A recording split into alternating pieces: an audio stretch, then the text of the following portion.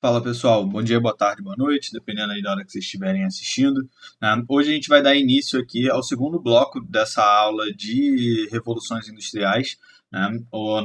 A primeira aula desse bloco, ela foi composta aí por algumas discussões mais conceituais acerca da evolução da transformação da matéria-prima, as divisões aí dos tipos de indústria, né? Indústria de base, indústria de bens de capital, indústria de bens de consumo, né? A gente fez esses debates todos. Fizemos um debate mais geral a respeito do próprio conceito de revolução, né?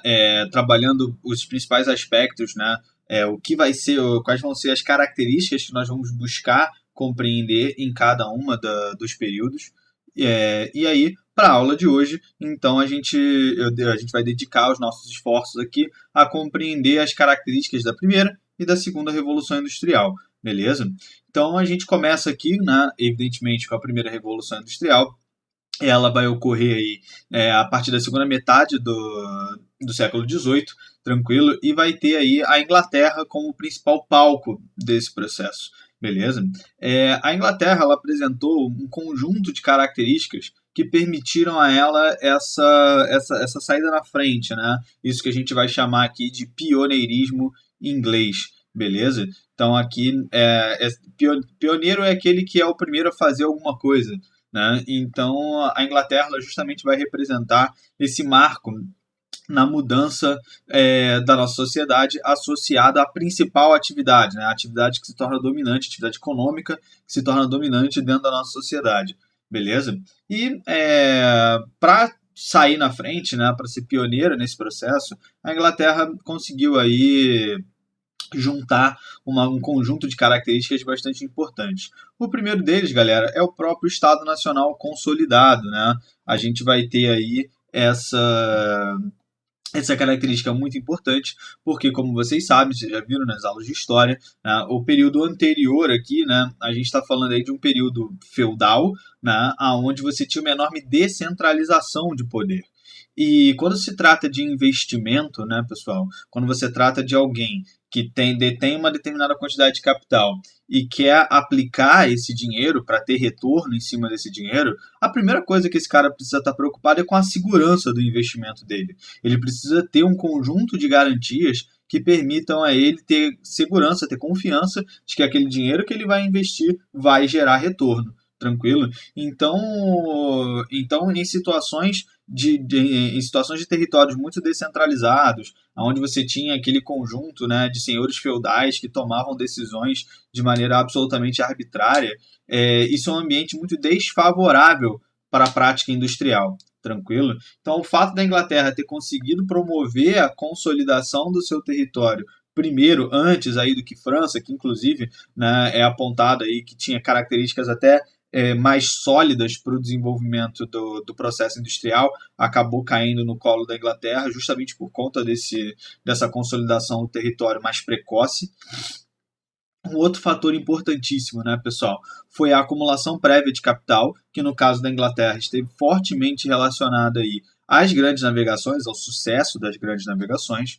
A gente precisa lembrar aí que a Inglaterra ela teve colônias em absolutamente todos os continentes no mundo, né? Teve territórios nas Américas, teve territórios na África, teve territórios na Ásia e teve territórios na Oceania, né? Então aí, inclusive com reflexos até hoje, né? Se a gente lembrar aí da Commonwealth, né? É um conjunto de países relacionados até hoje com a coroa britânica, né? Ex-colônias, na prática, da Inglaterra, que ainda estabelecem um conjunto de relações através dessa instituição aí do Commonwealth, né? Fazem parte aí do Commonwealth Canadá, faz parte a Austrália, a Índia, beleza? Então existe aí uma série de países que foram na colônia da Inglaterra, ainda tem fortes ligações com ela até hoje, embora não haja mais o processo de dominação, evidentemente, né? Então toda essa acumulação de capital resultante do processo de expansão marítima fez com que você tivesse uma grande quantidade de dinheiro disponível dentro da Inglaterra na mão da burguesia, para que essa burguesia pudesse então ter o dinheiro para ir lá e aplicar na sua produção industrial, beleza?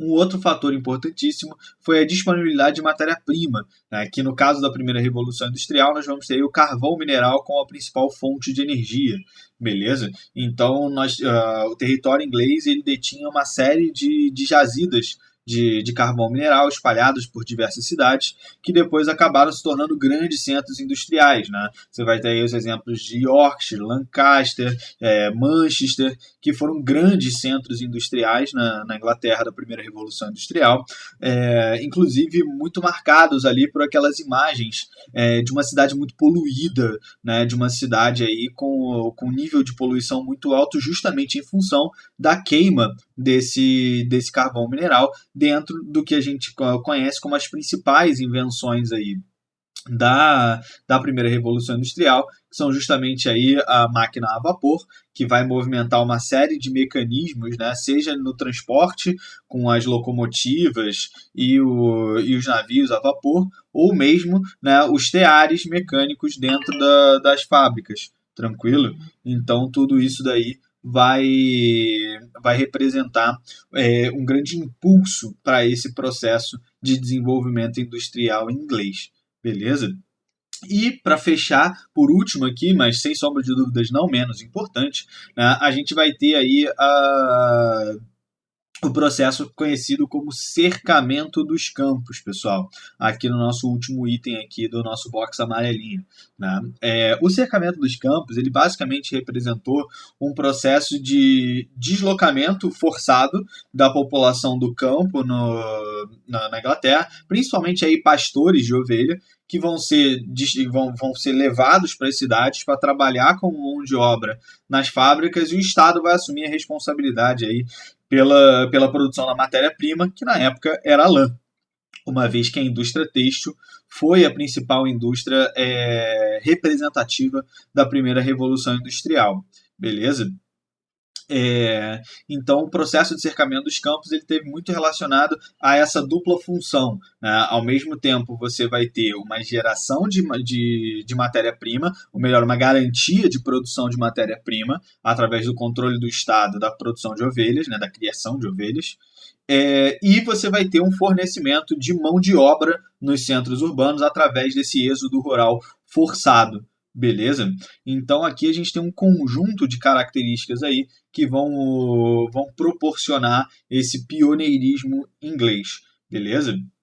E, obviamente, um outro fator aqui importantíssimo para a gente, né, é a revolução. Eu botei aqui a transformação, mas, sem sombra de dúvidas, a gente pode tratar aqui como uma revolução nas relações de trabalho, né, pessoal? A gente vai ter essa tão falada aí relação entre burguesia e proletariado. Né? Uma coisa interessante é que se você olha para a burguesia e analisa o processo de ascensão social que a burguesia teve ao longo da história, você vai ter o único caso, né, prático, efetivo, de ascensão social completa, de uma classe social que em determinado momento da história fez parte da base da pirâmide social de uma sociedade, tranquilo? Então a burguesia ali, ela estava à margem daquela estrutura social feudalista, com o senhor feudal, né, e o camponês ali que servia aquele senhor feudal. A burguesia ela era responsável por promover trocas entre os diferentes feudos, então estava totalmente à margem daquela estrutura social. E hoje, né, a burguesia é responsável pelas maiores movimentações de capital no mundo hoje. Tranquilo? Representando aí, então, os donos dos meios de produção. Tranquilo? E aí, o proletariado, então, vai se tornar aquele indivíduo que não tem mais o controle sobre os meios de produção. Então, a gente está saindo daquela lógica que a gente viu no último vídeo, né, do artesanato, né, onde o sujeito era dono dos meios de produção e era ele que determinava o ritmo da produção, e era ele também que ficava com a maior parte dos rendimentos dessa produção. Agora, com essa nova relação, o que a gente vai ter, então, é justamente essa relação aonde a burguesia é dona dos meios de produção e vai explorar, né? E aqui não entendam a exploração como necessariamente um elemento pejorativo, né? A gente vai falar um pouco mais sobre isso mais para frente. Mas você vai ter a burguesia, então, usando a força de trabalho do proletariado em troca de um salário, né? Um outro fator importante para a gente destacar aqui, que não está incluído aqui no nosso debate, mas é importantíssimo para a gente entender, é lembrar que a Inglaterra foi um dos principais pressionadores no mundo para a abolição da escravidão, né, pessoal? Então, quando a gente fala aí, né, dessa relação de burguesia e proletariado, o uso da força de trabalho mediante pagamento de um salário, o que você tem na prática, né, é uma preocupação justamente em criar uma estrutura social que sustente o modelo industrial.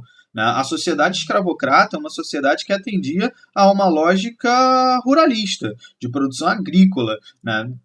Onde a produção agrícola era consumida por outro país. Quando você trabalha com a produção industrial, você precisa consolidar um mercado consumidor a fim de gerar demanda para aquilo que você está produzindo. E o escravo não cumpre essa função. Né? O escravo ele é mão de obra, ele exerce essa função de mão de obra, mas ele não consome, ele só produz. O trabalhador assalariado ele cumpre essas duas funções. Né? Ele, ao mesmo tempo que produz, ele também consome aquilo que ele está produzindo através do gasto do seu salário. Beleza? Então isso é uma relação bastante importante, beleza? E aqui, óbvio, a gente não podia deixar de destacar, né, o conceito da mais-valia, né, o conceito aí definido pelo filósofo alemão Karl Marx, né, que basicamente aqui eu quero chamar muita atenção de vocês, para que é uma confusão relativamente comum que acontece em relação a esse tema, é justamente analisar a mais-valia como lucro, achar que é sinônimo. E não é. Né? Lucro é o que sobra no bolso do dono dos meios de produção ao final do processo produtivo. Né? Então, depois que ele arca com todos os custos do processo de produção, que vão incluir aí compra de matéria-prima, o custo do processamento, a mão de obra, os impostos, todos os gastos associados ao processo produtivo, depois que ele desconta todos esses gastos, o que sobra é o lucro. Beleza? Então, isso aí é uma coisa. A mais-valia que o Marx aborda na sua obra é justamente, como eu coloquei aqui para vocês, a diferença entre a riqueza gerada pelo trabalho e a porção dessa mesma riqueza que é destinada ao trabalhador. Beleza? Então, basicamente, é a diferença entre o valor do produto ou serviço que o proletariado gera e o quanto ele ganha por estar realizando, né, por estar produzindo aquele produto ou prestando aquele serviço. Isso é a mais-valia, beleza? E a mais-valia, ela evidentemente, ela está no âmago da teoria marxista, justamente aí da questão da luta de classes, né, pessoal? Isso é um debate bastante acalorado nos últimos anos, né? Essa discussão, inclusive, muito vazia, presente nas redes sociais, né? A teoria marxista ela ainda tem muita relevância, porque mesmo nos dias de hoje é inevitável você perceber essa relação que Marx definiu na sua obra. Né? Qualquer relação de empregado e empregador vai ter a mais-valia envolvida.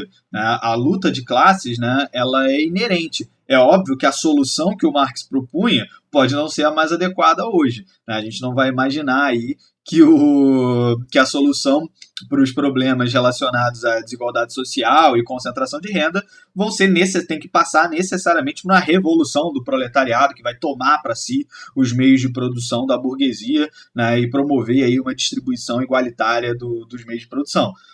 Pode não ser por aí, você pode acreditar nisso, você pode não acreditar nisso, mas o âmago da luta de classes, isso é muito difícil de negar, porque mesmo hoje qualquer relação entre patrão e empregado vai ter esse choque, por mais que não seja um choque, como é que eu posso dizer, do ponto de vista pejorativo, por mais que não seja um choque que de fato gere algum atrito, alguma desavença entre empregador e empregado. Mas o fato é simples. Né? Qualquer um que empreende tem como finalidade máxima a obtenção de lucro, né? Senão ele vai estar fazendo caridade. Né? Então, qualquer um que investe esforço, dinheiro, tempo em um negócio, ele visa a obtenção de lucro, tranquilo? E uma parte daquilo que compõe as despesas, né, o custo de produção, é o valor da mão de obra, beleza? Então, quanto maior o valor da mão de obra, menor é a margem de lucro. Beleza? Então existe esse constante cabo de guerra, né, entre dono dos meios de produção e aquele que vende a sua força de trabalho numa constante disputa para benefício próprio, né? Eu quero pagar menos ao meu funcionário para que me sobre mais lucro. E eu, enquanto funcionário, quero receber mais, só que isso vai corresponder a uma redução da margem de lucro do meu empregador. Né? Então a gente fica essa relação ela é constante até os dias de hoje.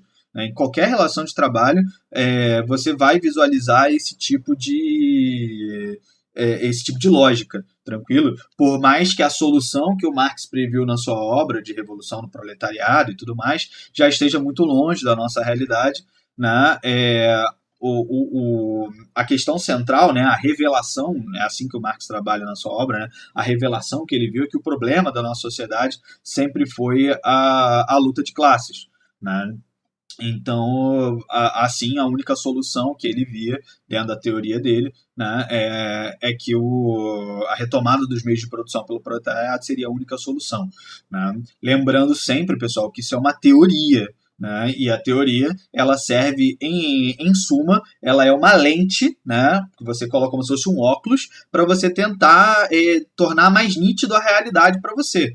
Então você estudam várias teorias, né? Você tem a teoria marxista, tem a teoria liberal do Adam Smith e tantas outras aí que vocês podem abordar, né? E não existe uma teoria certa e uma teoria errada. Né? O que existe são diferentes formas, diferentes leituras que se faz da realidade na tentativa de compreender os fenômenos que estão ocorrendo. E as teorias elas servem para isso. A do Marx tem as suas potencialidades e tem as suas limitações, como qualquer outra. Beleza, pessoal? Então aqui a gente fecha essa parte de primeira revolução industrial. Né? Eu avanço aqui para uma discussão sobre a divisão internacional do trabalho, né, que é uma discussão super simples, que vocês abordam na história aí também de maneira bem constante. Então eu vou passar um pouco rápido aqui, tá? A gente tem aqui a divisão internacional do trabalho original ali, digamos, né, o primeiro momento, que é justamente esse momento do colonialismo, aonde as colônias são fornecedoras de metais preciosos, especiarias e escravos, enquanto a metrópole, perdão, ela vai ser responsável pelo fornecimento de bens manufaturados, pessoal. Então, quando a gente fala de divisão internacional do trabalho, basicamente o que a gente está falando, o que a gente está definindo aqui é o papel de cada país dentro da produção global, beleza? Da produção de bens global. Né? Isso existe até hoje, né? Essa divisão ela está bastante clara até hoje, a gente vai ver, nós temos aqui um segundo caso, nós temos ainda um terceiro caso, que é bem mais complexo, que eu vou apresentar num vídeo mais para frente. Né? O atual estágio da divisão internacional do trabalho ele é bem mais complexo, né? Tem muito mais fatores de troca, muito mais fluxos envolvidos no processo. Mas, no primeiro momento, né, a DIT original ali é justamente essa da expansão marítima, né, onde você vai ter essa relação entre colônia e metrópole, né, de busca por metais preciosos, especiarias e escravos, e o envio de produtos manufaturados. Bem simples, bem tranquilo. Né? Já aí, até aí a Segunda Guerra Mundial, num período aí de grande força da Segunda Revolução Industrial, um primeiro grande momento de força da Segunda Revolução Industrial, nós vamos ter aí a DIT associado ao capitalismo industrial. Né? Então, aí já com a industrialização bastante consolidada, aí primeira e principalmente segunda revolução industrial, você vai ter aí, então, um contexto de imperialismo, tranquilo, então aí já diferente do colonialismo. Né? No colonialismo você tem o controle do território, tranquilo, então as metrópoles detinham o controle político do território, enquanto já no período do imperialismo que você tenha um controle econômico, né? Um controle mais indireto, e não um controle direto, efetivamente, de você ter um agente metropolitano lá sendo responsável pelas diretrizes da colônia. No imperialismo, boa parte das colônias acabam se tornando independentes ou iniciam seu processo de independência, mas a exploração ela continua.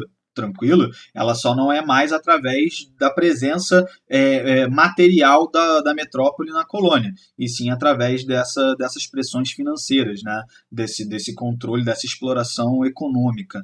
beleza? E aí então você vai ter mais ou menos a mesma relação, né, com as colônias sendo fornecedoras de produtos primários, origem de agricultura, minerais ou combustíveis fósseis, enquanto as metrópoles, aí já dentro do processo de industrialização, muito associada aí à venda de produtos industrializados, beleza? Nesse caso aqui, as colônias agindo como expansão do mercado consumidor para a segunda revolução industrial. Guardem essa informação da expansão do mercado consumidor, porque ela vai ser muito importante para a gente entender aí as lógicas do debate, que é a nossa próxima aula, entre os sistemas produtivos, né, do Fordismo e do Toyotismo, que a gente vai falar numa próxima aula. Beleza, pessoal? Então aqui, tranquilo para a gente, né, essas duas primeiras divisões internacionais do trabalho. A gente vai ter mais uma ainda que está associada à terceira revolução industrial, que é assunto para uma próxima aula. Aqui eu avanço, né, para o nosso último tópico aqui da nossa aula, que é justamente a segunda revolução industrial. Né? Então a gente já está falando aí de um período da segunda metade do século XIX, beleza? Já um processo bem mais expandido, né, do ponto de vista territorial, aí já com Estados Unidos, Alemanha, França e Japão, com uma robustez muito maior nesse processo, tranquilo?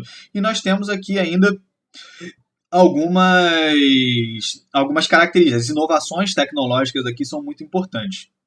A principal delas, sem sombra de dúvidas, é a invenção, né, do motor a combustão interna. Então, são os motores que nós temos nos nossos automóveis hoje em dia. Não à toa, a indústria automobilística ela é a principal indústria desse período, beleza? Nós temos aqui também, né, o início do desenvolvimento do processo de comunicações em maior distância, com a invenção do telégrafo e do telefone. Então, aí já cabos de telefonia atravessando oceanos nesse período, né, permitindo aí um maior processo de integração, de comunicação entre os países, tranquilo? O desenvolvimento da navegação marítima de carga. Então aqui você já tem navios de maior porte, com maior velocidade, que conseguem aí promover um maior fluxo de comércio internacional, tranquilo? Lembrando que até os dias de hoje, isso começa na segunda revolução industrial, como a gente está falando aqui, mas até hoje, na terceira revolução industrial, cerca de 80% de toda a produção global circula através do modal hidroviário, beleza? Então os navios disparadamente são os maiores responsáveis aí pelos fluxos de comércio no mundo, até os dias de hoje. E o desenvolvimento da indústria petroquímica e geração de energia elétrica, né? Aí outras revoluções importantíssimas no período, né? Então aqui a gente já vai ter a substituição do carvão mineral como principal fonte de energia pelo petróleo. Então o petróleo passa a se tornar aqui o principal elemento, né, de geração de energia, de produção de energia na segunda revolução industrial. É outro elemento que vai se manter para a terceira revolução industrial também, né? A gente até hoje não conseguiu abandonar o petróleo completamente.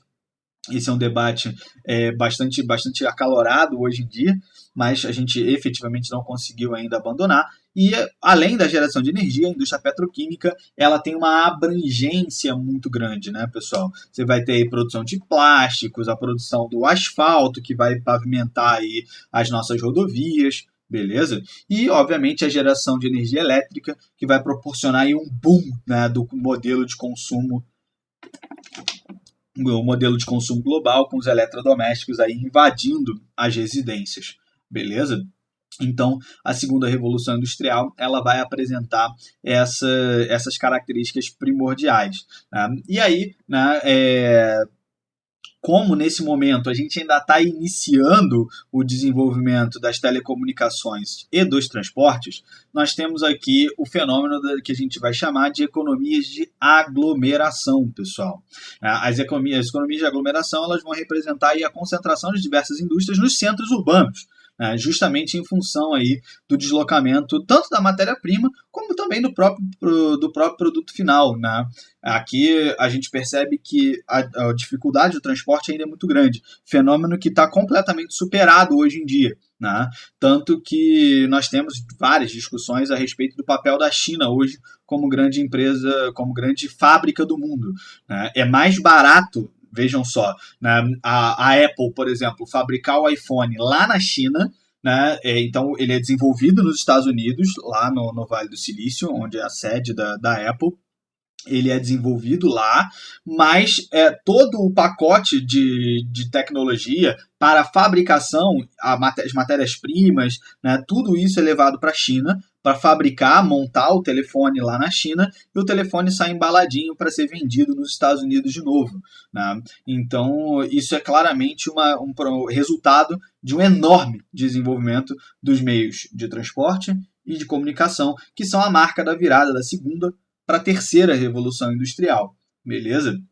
Então, nesse momento, como nós não tínhamos ainda todo esse desenvolvimento, nós vamos ter aí o fenômeno das economias de aglomeração, né, que é justamente esse fenômeno aí da concentração das fábricas dentro das grandes cidades, para ficar próximo ali dos mercados consumidores, próximo das fontes de matéria-prima, né, para que você não tenha tanto custo com o deslocamento, beleza? E, consequentemente, assim, aumente o lucro da produção. Galera, eu vou encerrar aqui, porque o vídeo já está ficando muito longo, o vídeo já está aí passando de meia hora, então eu vou encerrar por aqui. Né? A nossa próxima discussão é justamente o segundo momento da segunda Revolução Industrial. A gente vai discutir aí, a gente já teve um debate sobre a teoria marxista, a gente inicia o próximo vídeo com o debate da teoria liberal, né? E vamos ver como que a teoria liberal ela vai gerar uma crise econômica importante que vai impactar a segunda revolução industrial, mas a gente vai ver aí que temos alguns fenômenos históricos que vão dar novo fôlego a essa segunda revolução industrial, que vai durar aí até por meados de 1970. Beleza, pessoal? Então, nosso próximo encontro, a gente se fala aí, a gente vai bater um papo justamente sobre o papel da teoria liberal nesse período histórico, né? A crise de 29, resultante aí de um processo de superprodução, e depois aí a gente fecha o debate para finalmente entrar em terceira revolução industrial e encerrar o nosso ciclo de aulas aqui. Belezinha, pessoal? Foi um prazer estar com vocês de novo. Espero que vocês tenham curtido aí o conteúdo e a gente se vê numa próxima, galera. Forte abraço para vocês.